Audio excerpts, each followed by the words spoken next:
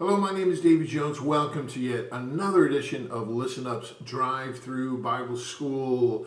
Today we're going to start a three-part series on Darwin's migraine. Absolutely. Charles Darwin has a migraine in his grave, one piercing his soul because his theory of evolution is a complete joke. And I'm going to demonstrate over the next three videos why that is. But in this video, we are going to take a look at the ongoing problems of Charles Darwin's theory of evolution. In fact, there are three competing theories of evolution that all say something very different, humorously canceling each other out, kind of like a circular evolutionary firing squad. Now, while I won't discuss those three at this time, I will stick with the basic premise of the still theory of evolution and show you why it simply doesn't make sense scientifically to embrace, much less loosely hold on to it. There's an inherent bias in modern science with the stated mission, according to Charles Lyell, of freeing science from Moses. That's their ambition.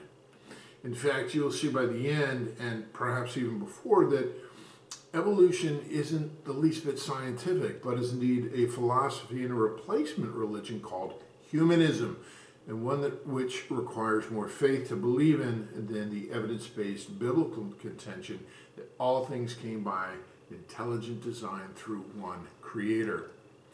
Western civilization in the world has been impacted by the theory of evolution, but its effects on the church is most concerning to me. While I won't labor there long now, it is important to note it and fight against it as it is undermined the veracity of the scriptures from Genesis chapter 1 on.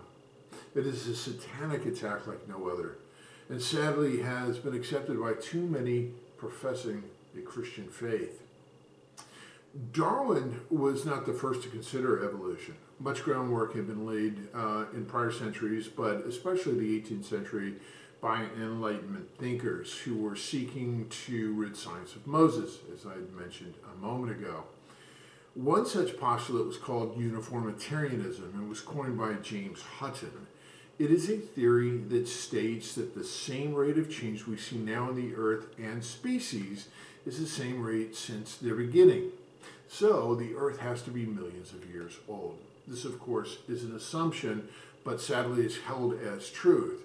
But in its acceptance, it has radically changed the direction of scientific study and happened simultaneously with the Enlightenment. And the Enlightenment, of course, is a time where people started to look outside the Bible for answers in nature. It's another term called a form of naturalism, if you will. When we begin with the wrong assumption in our scientific pursuits, it is not unusual to get the wrong answer. When we disallow evidence that would be contrary to our assumptions, as the evolutionistic community does, saying there is no creator, then what we no longer have is science, but bias and prejudice and philosophy. They know better, as their entire worldview would come crashing down if they allowed the evidence to lead them. What is in the heart of man so blatantly deny the existence of God, or the evidence of God? Well, it's a part of the sinful makeup of mankind to, quote, suppress the truth and wickedness, for that which is known about God is evident within them, for God made it evident to them. For since the creation of the world, his invisible attributes, that is, his eternal power and divine nature, have been clearly perceived, being understood by what has been made, so they are without excuse. That's Romans 1:18 through 20. Now, Charles Darwin published On the Origin of Species in 1859 and proclaimed, all the organic beings which have ever lived on this earth have descended from one primordial form. You know, it's funny, people who are evolutionists will say that it's ridiculous that all humans came from Adam and Eve, yet they will accept that.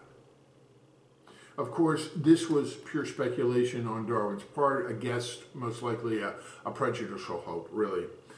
Ultimately, he postulated this theory after viewing a wide variety of unique creatures that were similar yet different from like creatures he had seen in other parts of the world.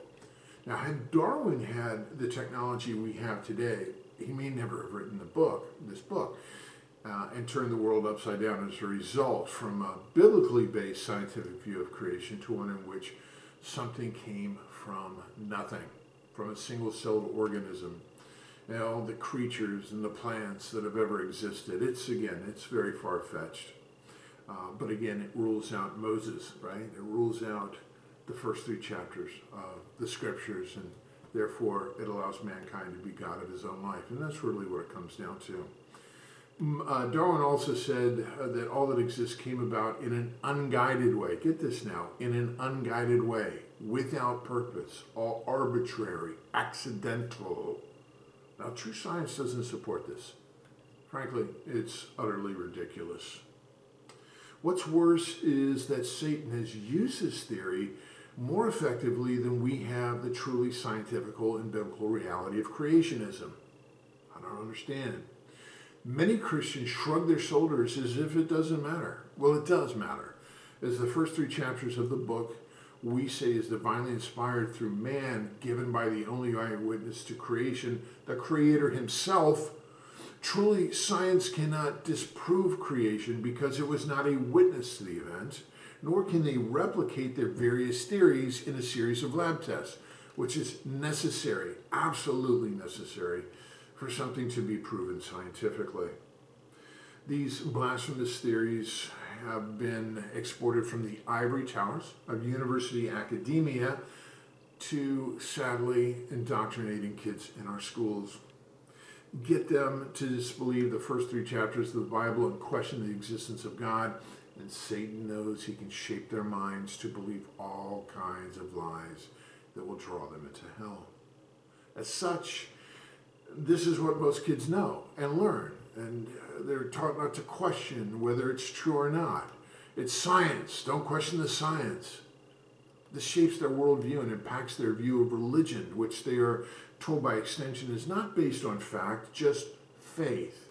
Faith, in other words, believes in fairy tales, nice stories about how to be good and to treat one another. You know, the golden rule. We can't see God, so we don't really know if he is there, they say. But evolution we can see, or so they teach. But we can't see evolution. And that is a part of what gives Darwin such a migraine after all of these years. Now, I am a pro-lifer for sure. But if we spent half the financial and sweat equity resources we do in stopping abortion and move them to the cause of those young minds already alive and teaching creationism, we wouldn't lose as many kids by the age of 18 as we do. Creationism, the only alternative and alone provides the true explanation for the mind-blowing miracles of what exists on both a macro and a micro level in all the universe. It's the only thing that makes sense. However, it is not allowed to be taught in public schools because it would transgress the mythical separation between church and state, regardless of the evidence biblical Christianity offers for its rational view. And not to be so political right now, but see, guys, our Constitution has limitations. If we tie our faith and religion into the Constitution and into politics, this is the kind of stuff that we get. There's boundaries, there's limitations that we force upon ourselves. We might say that there is no separation of church and state. And of course, in some ways there is, in some ways there isn't. But you got to understand, we are part of the kingdom of God. We do as our King has commanded to us to as ambassadors, aliens in this world. And so we are to teach creationism because it is not only the only rational view, but it is the only truth. So we've all heard this term, survival of the fittest. We've all heard this summary of evolution. Only the strong survive while the weak die, except all things die and are in a state of falling apart. The second law of thermodynamics. Everything is in entropy. Everything dies because of sin coming into the world. Evolution says the strong are surviving and thriving. Well, this is actually one of the principles against evolution, because it would take many millions of years of mutations for one thing to become something completely different. We see in all living things that mutations tend to die and are negative aberrations from the DNA code. Mutations are either harmful to the organism or have no effect on it whatsoever. We don't see any mutations existence in nature right now or in the fossil record to support the survival of the fittest. Emotion, morals, and intellect, how are these explained? Well, evolution has reached far and wide to try to explain the commonness among all humans in regards to our emotions, morals, and intellect. Some in the animal kingdom have limited emotions and an intellect, but not to the degree humans have. Nor do they have an ounce of morals and a sense of right and wrong. And all the times I've watched Wild Kingdom or Big Cat Diary or some nature show, I've never seen an orangutan or a cheetah or a grasshopper doing calculus, okay? There's just tons of limitations there.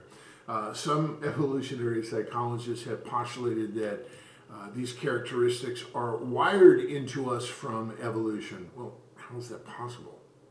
What input into ourselves brought this about? What influence? What existed outside to create something inside in an evolutionary paradigm? Why does a conscience in sub-Saharan Africa know that lying is wrong the same as a blonde-haired Swede from Stockholm? It's simply a way to throw off the argument until a morality gene can be found, which it won't be, though they're looking for one, and I'm sure they will come up with something. They always do. The effort that these folks put in towards creating and building paradigms of lies, just so they don't have to answer to a God, at least they think so, it's one of the saddest aspects of sin and the fallen nature of man. It's truly disturbing, actually. And what causes someone to risk their lives and run into a burning building to save a stranger? I can only say that this happens because mankind is made in the image of God. We're not gods. We're granted the ability to reason, to have a conscience in knowing right from wrong, and to love, which is the greatest attribute of God that we share. God has wired this into us, that we may have fellowship and peace with one another and with Him most importantly. But sin marred this and scarred this, bringing about separation from God. And we see enmity between ourselves and others. Constant friction between people, family members, neighbors, political parties, nations, people at work, all over the world. There's conflict constantly. Turn on the news, spend 5 minutes on a news thread, and it's conflict, conflict, conflict, conflict. No peace. And it's seemingly getting worse. Well, with the explosion of atheism and evolutionary acceptance, this is what happens. There's nothing to guide our morals. That moral gene that they're looking for won't be found. You know, it's so sad because for the purpose and reason of life, evolution offers nothing but moral anarchy. It is one of the lanes on the wide road that leads to destruction, to hell.